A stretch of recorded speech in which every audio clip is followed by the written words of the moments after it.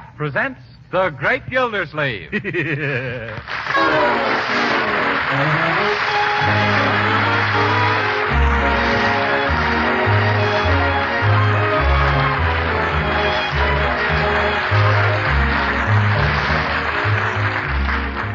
Each week at this time from Hollywood, California, Kraft presents Harold Peary as The Great Gildersleeve, written by Leonard L. Levinson. We'll hear from The Great Gildersleeve in just a moment. But first, I wonder what you mean when you use the word progress, because here's what I mean. Progress means making the old things better and inventing new things that are better than the old. Well, that applies to foods as well as to other things. And modern margarine is an outstanding example. Yes, modern margarine, like Parquet margarine made by Kraft, is certainly a lot different from the margarines of even just a few years ago. Yes, all you have to do is to try Parquet margarine once to know it's different and better because it tastes so deliciously good. That's why Parquet margarine is a favorite everywhere, both for table use and for cooking, too. Now, you all know that proper nutrition is necessary to national defense. Well, Parquet margarine is a wholesome, highly nutritious food. In fact, it's one of the best sources of food energy you could serve. And every pound contains 9,000 units of important vitamin A. So get acquainted with this nourishing modern margarine. Delicious Parquet margarine made by Kraft. Remember, it's Parquet. P-A-R-K-A-Y.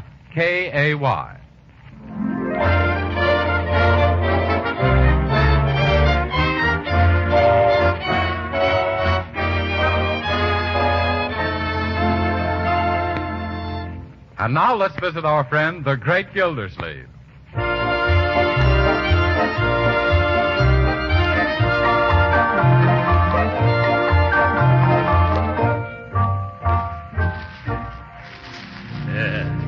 Let me have some more of that green paper, Leroy. Thanks. Say, who are you sending that necktie to? It's for Cousin Clinton in Iowa. Leroy, you can't do that. He's the one who sent you that tie last year. Oh. Well, in that case, I'll mail it to Uncle Stanley. Oh, no. Uncle Stanley gave it to Cousin Clinton the year before. Well, Uncle Mort, how do you know? Because I gave it to Uncle Stanley 4 years ago. Oh, are you sure it's the same tie? Oh, positively, Marjorie. I'd know those purple stripes and those orange dots anyplace. But, gee, what'll I give Cousin Clinton? Oh, I think we can skip him this year if we send him a Christmas card. Yeah. Oh, Mr. Llewellyn. Yes, Miss Marjorie. Be sure to address a card to our Cousin Clinton, will you, please? Yes, ma'am. Wide awake. Say, how are you coming along with the addressing and the sealing, Llewellyn? Well, I'm a widow groggy. Yeah? I feel as if I'd whipped my weight in Christmas seals.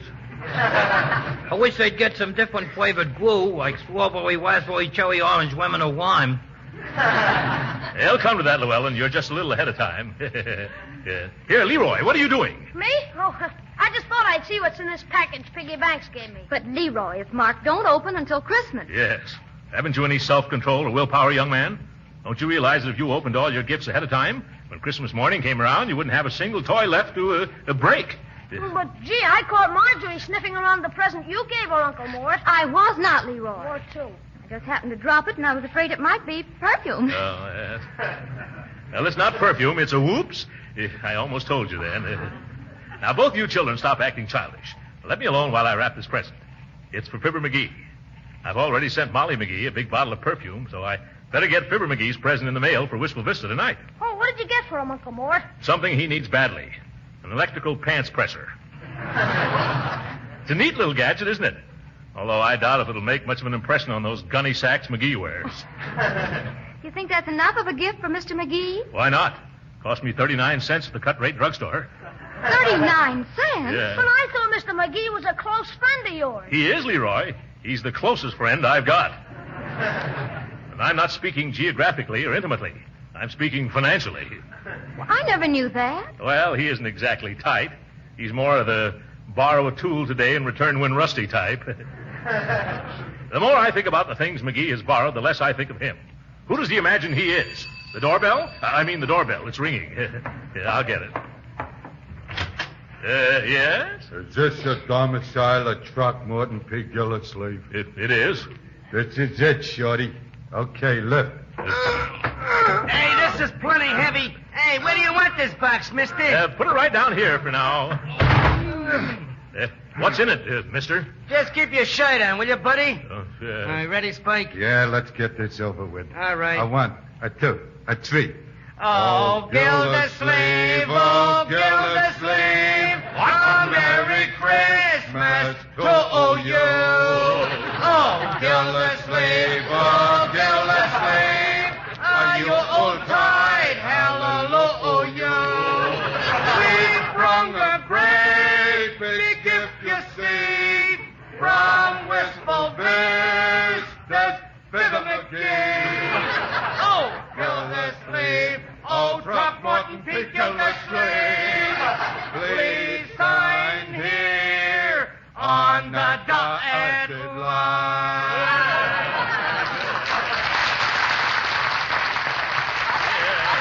Wonderful. Well, singing expressman, eh? Yeah. We are something in the nature of an experiment. Oh, I see. You're doing it for the company to see if it's satisfactory, yeah? Oh, no, we're doing it for the men to see if it's remunerative. Oh, yes, I get it. Well, here you are, boys. A dime for each of you. A dime. Why, Spike, this guy ain't got no respect for music. Yeah, but he sure got a lot of respect for money.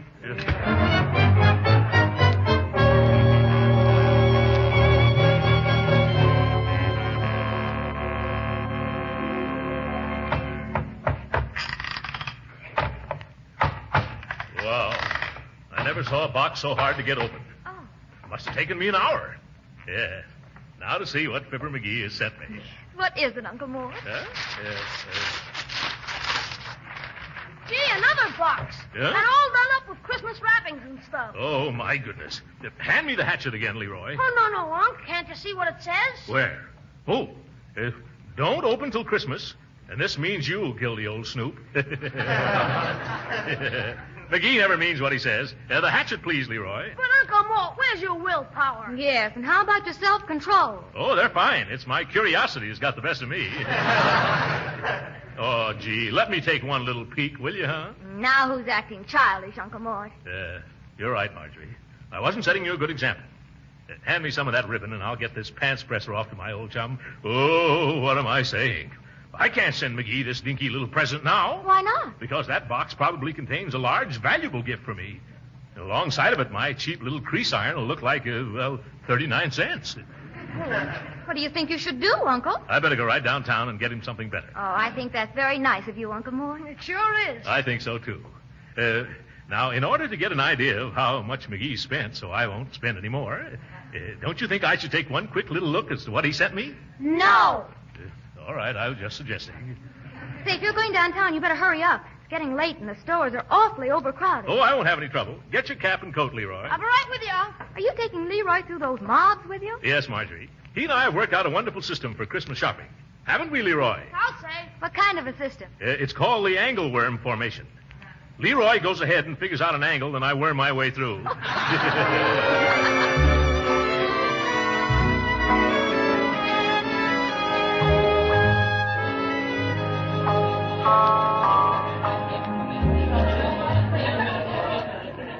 Gee, Uncle Mort, this is certainly a ritzy store. Yes. Haven't I always said that the best is none too good for Fibber McGee? Well, how do you do, sir? What will it be? I'm looking for a present for a friend. Do you think he might like a half dozen imported cravats? Say, Unc, what's a cravat? A cravat is a necktie that sells for $5, Leroy. No, I'd like to get him a more substantial gift. Oh, here's something. Maybe he'd like a dressing gown or a robe, huh? Why, yes, we have some lovely ones. Say, in the neighborhood of $100. Have you got anything in a cheaper neighborhood? Well, here are a few in the vicinity of $60. Oh, yes. This brown silk one would be exactly the right thing. If you have it in a smaller size and some other color and a different material and a little less expensive. Well, then I'll have to go back in the stockroom and see what we have there. If you'll just wait a moment. Don't worry. Yes. Quit trying on those derbies, Leroy. You can never tell who wore them before you did. But I only wanted to see how I looked in one, Unc. How can you see when they come down to your nose on you? Now, just stand still. Oh, Leroy. just the sort of person I'm looking for. Oh, Huh? excuse me, sir, but there's a little favor I'd like to ask of you. Certainly, madam. What can I do for you? Well, do you see that man standing over there at the sweater counter? Oh, you mean the funny-looking gent with the bat wing ears and the dirty look? Has he been annoying you? No, he's my husband. Oh, he is? Oh, well, I didn't mean that nice-looking chap. I was talking about the one in the checkered overcoat standing next to him. The fat guy that looks like a cross between a scow and a barge. That's the one who's my husband, sir. Oh. You see, I want to surprise him with this pretty blue robe for Christmas. Oh. But I don't know if it's the right size for him, so I thought that being that you two are of the same build... What? Do you think I'm as chubby as that tubby? No. Oh, now, please, I don't want him to suspect a thing. Why don't you help the lady out, Uncle Mort? Huh? Yes, why not? Here, let me have it, madam. Hold it up, Leroy. Okay. Thanks. Oh, this is so nice of you, really. Not at all. Would you care to have me parade up and down like one of those models? No, thank you. Now, just tie the belt. Yeah. Oh, there. Now, turn around, please. Yeah? Oh, dear.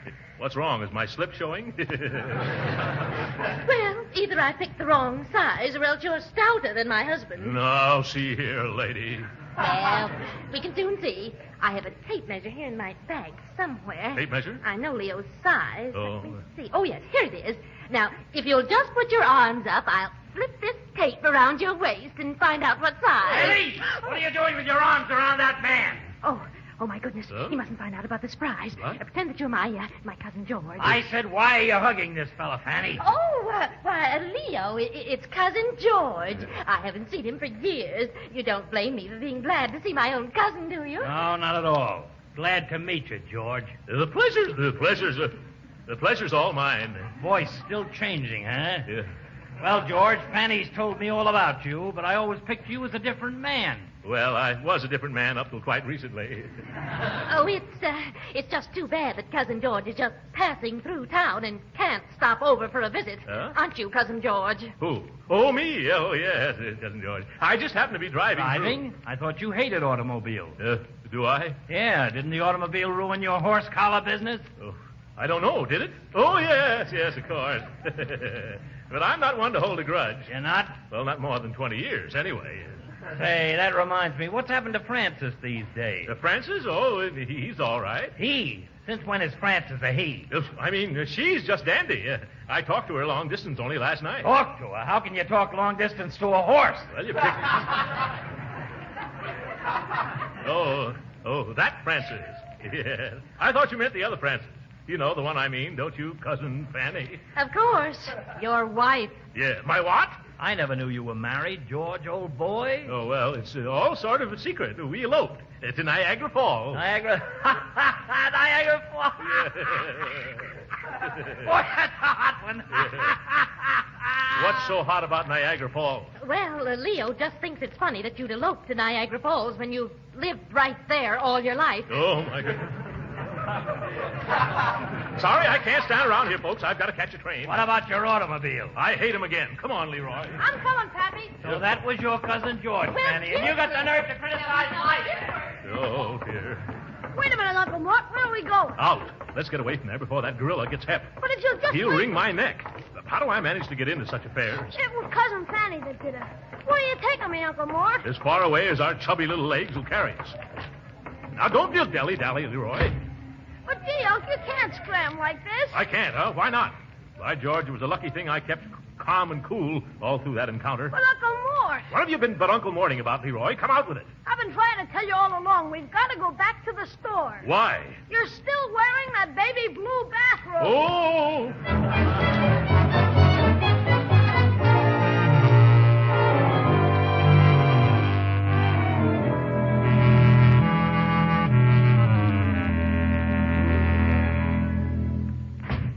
Oh, there they are now, Mr. Llewellyn. Oh, yeah. Hello, Uncle Mort. Hello, Leroy. Hello. Oh. Did you get something nice from Mr. McGee? No, we had a terrible time. I haven't been pushed around so much since my baby carriage days. Gosh, you never saw so many places out of so much stuff that so many people wanted so bad.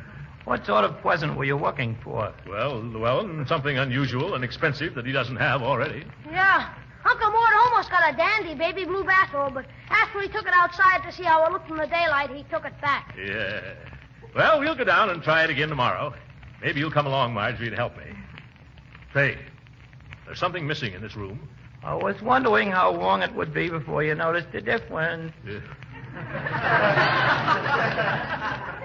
Well, what is it? Come, Llewellyn, don't be coy. What have you done? I took Mr. McGee's present, wagged it out of here, and walked it in the wampus room closet. You did, eh? And why did you do that? Oh, just so you could resist opening it before Christmas. Well, that took a lot of nerve. Oh, no, it just took a lot of strength. Believe me, before I was through, I bitterly regretted starting the whole proposition. Willie, I was a wreck. Yes, Mr. Llewellyn worked quite hard. Llewellyn, the next time you poke your probing proboscis into my personal affairs, I'm going to take a swing at it. What was that, Mr. Gildersleeve? If you fool around with something that's no skin off your nose, why, by George, it will be. Oh, please, Mr. Gildersleeve, don't lose your temper. Who's losing their temper? But you're raising your voice. Who's raising their voice? You're just angry because I hid your present. Oh, is that so? I suppose you know everything that's going on in my mind. Yep. I can read you like a dictionary. Yes. If you can read me like a dictionary, why don't you turn to the letter D and under discharged? You'll find that's where you are. Why, Mr. Gildersleeve, what do you mean? I mean that you're fired, dismissed, finished, sacked. Now, do you understand? Well, all right. If that's the way you feel. Goodbye. Goodbye, Miss Marjorie. Goodbye. Goodbye, Leroy. Goodbye, Mr. Llewellyn. What's he getting so huffy about? I never saw such an excitable fellow in all my life. But the man has got no Christmas spirit. Making me fire him right before the holidays. Hey, he didn't get us paid, did he, Uncle Mort? By Jove, that's right. You better run after him, Leroy, and tell him to come back for his money. Okay, Uncle Mort. And Leroy. Yes, Unc? Tell him if he behaves himself, he can come back to work. Sure. He had no right getting me all worked up after a hard day's shopping. I'm not an unreasonable man, am I, Marjorie? Of course not, Uncle Mort. Yes, I'm just as nice as the next man. Sometimes nicer, too. I couldn't see him anywhere, Uncle Mort. You mean he's gone? Well, it was snowing rather hard. Oh, jumping jeeps. I've turned him out into the cold with only a thin mackintosh. Oh, now don't you worry, Uncle Mort. Just call him at his hotel tomorrow after you've both cooled off. Yes, of course. Oh, I can't do that. I don't know where he lives. Do either of you? No, I don't think so. Not me. Oh, my goodness. I'm a cad. I'm a bounder. No, not a bounder, just a cad. I won't be able to look myself in the face the next time I shave. What'll I do? Say, maybe Bertie knows where he lives. Oh, yes, Bertie. Maybe she does. I'll go find out. Bertie? Yes, sir? Do you know where... Llewellyn, what are you doing here? Oh, just eating my supper, Mr. Gildersleeve. Oh!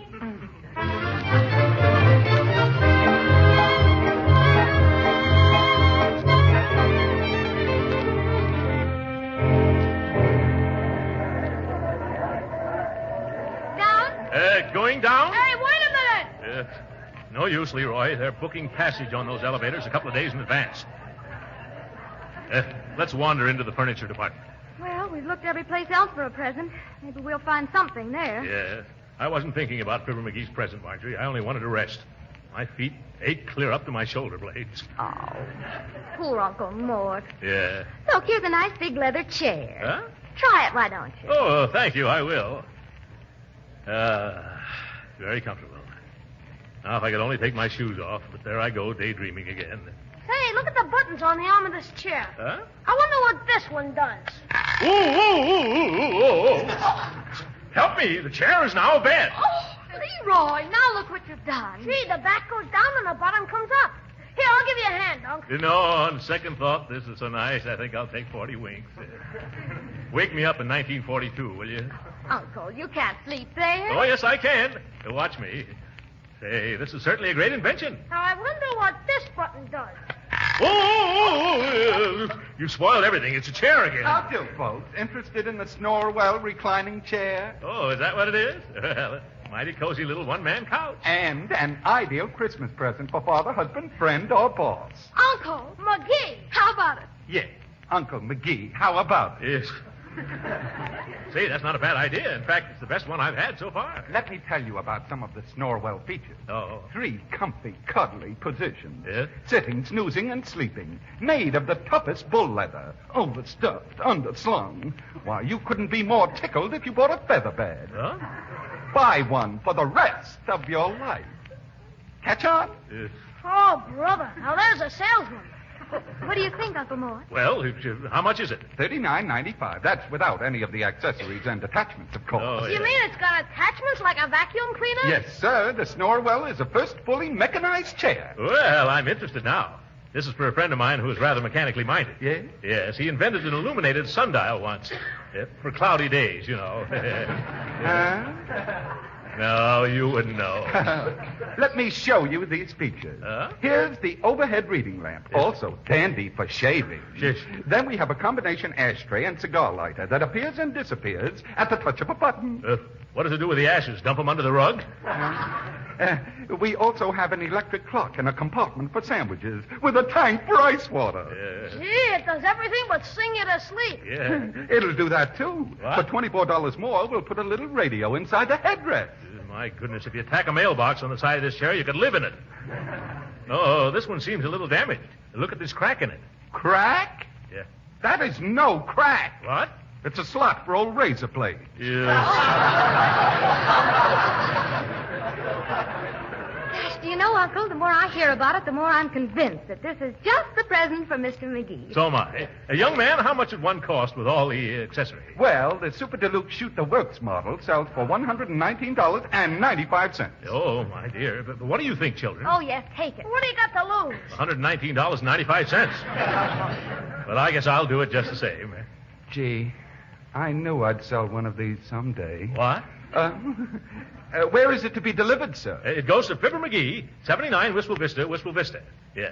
Can you have it delivered there before Christmas? Yes, sir. We can send it out by express this afternoon. Yeah, good. Charge it to Throckmorton P. Gildersleeve. Here's my card. Thank you, Mr. Gildersleeve, and season's greetings. Yeah. Merry Christmas to you. Come on, you two. We can go home now.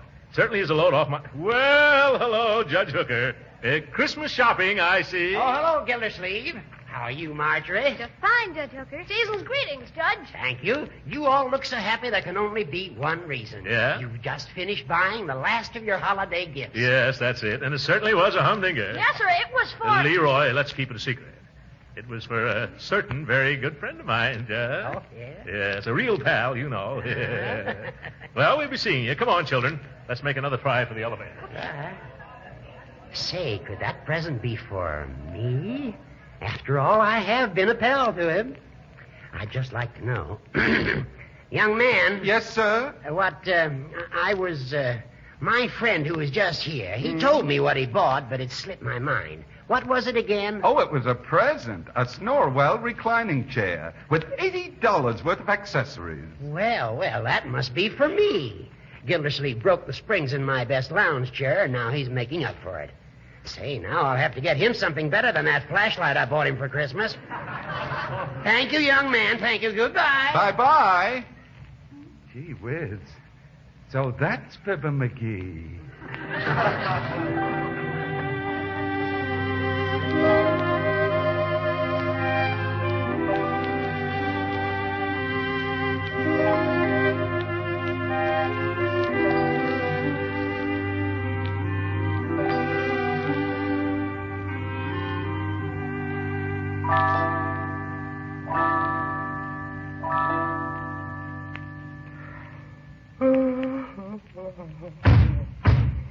What's that? Sounds like something's going on in this house. Sounds like somebody's raising a rumpus in the rumpus room. I'm going to investigate. I don't know why I'm so brave. In fact, I don't know if I'm so brave. I better stop here in the kitchen first. Now I feel better. Peculiar how much confidence a couple of carving knives gives a lady.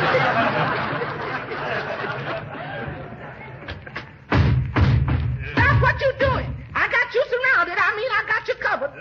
Bertie, what are you doing here at this time of the night? Oh, Mr. Gildersleeve. Oh, my goodness. I thought it was a burglar.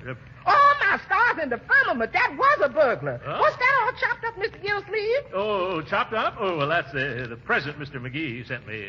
Oh, then that means there wasn't no burglar nohow. Huh? Honest or truly, Mr. Gildersleeve, you ought to be ashamed of yourself What? scaring folks at 3 a.m. in the morning and sneaking around in your pajamas, snooping at your Christmas presents ahead of time. Lucky I caught you before you got it open. Now, you go on back to bed. Yeah, but Bertie. Go on now, get. You understand what that is? No. You know what you is? No, what? You is a problem uncle, that's what. Good night.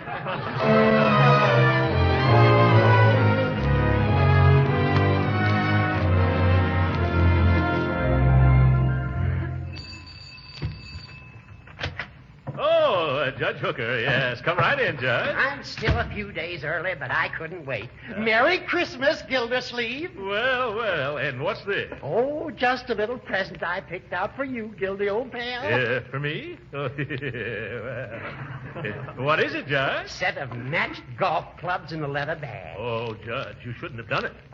By the way, I've got something for you. Oh, no.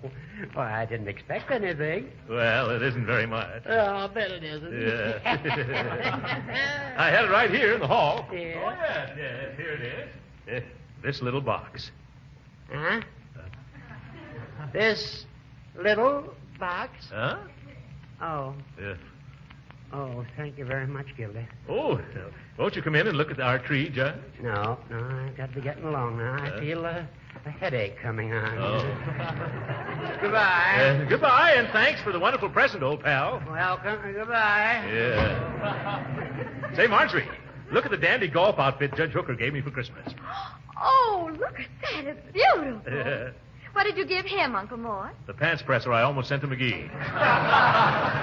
Hey, will you two come into the rumpus room? Oh, sure. Come on, Marjorie. What is it, Leroy? Look at this. Somebody tried to get into the box Fibber McGee sent Uncle Mort. Oh, why, yeah. Chips and splinters all around and holes in the box. Why, who could have done it, Uncle? A mice. Hey, we better take a look inside to see if it's damaged any. But it's still 4 days till Christmas, Unc. Well, but who knows what's happened to it? We better act quickly. Let me have that hatchet. Thank you. Of course, you know I'd never open it under ordinary circumstances. Yeah. Ah, there. Yeah, put the lid someplace, Leroy. Yeah. Well, everything's all right so far. At last. I'm so excited I can hardly tear off the wrappings.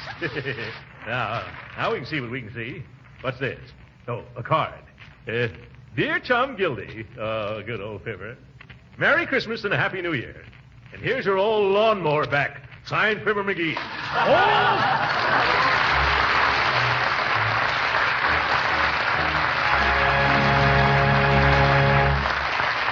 The Great Gildersleeve will be with us again in a few minutes. You know, people who won't try new things certainly miss a lot. Yes, you just can't know whether you really like something or not until you actually try it yourself. That's why I urge everyone to try delicious Parquet margarine, made by Kraft. Because you're really missing something if you hadn't tried this truly modern margarine. First of all, you're missing the delicate, appetizing flavor that makes Parquet margarine outstanding. Why, Americans from coast to coast have found they prefer Parquet margarine because it tastes so good, both for table use and for cooking, too. Secondly, Parquet margarine is an economical source of food values your family needs. Now, that's very important these days. Proper nutrition is essential to national defense. You see, Parquet margarine is wholesome and nutritious. It's one of the best energy foods you could serve. And especially important in the wintertime, Kraft adds 9,000 units of vitamin A to every pound of Parquet, making it a dependable source of this vitamin the year round. Now, with food prices rising, you owe it to yourself to find out how delicious and nourishing economical Parquet margarine is. So don't put it off. Ask your food dealer tomorrow for Parquet, Parkay.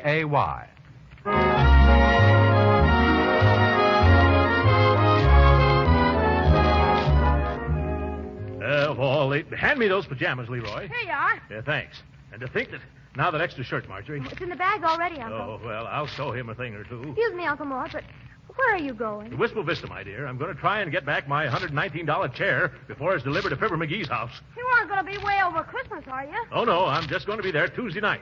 And remind me on the way to the station. I've got to stop at the cut-rate drugstore. What for? To get McGee another pants presser. Merry Christmas, everybody, and good night.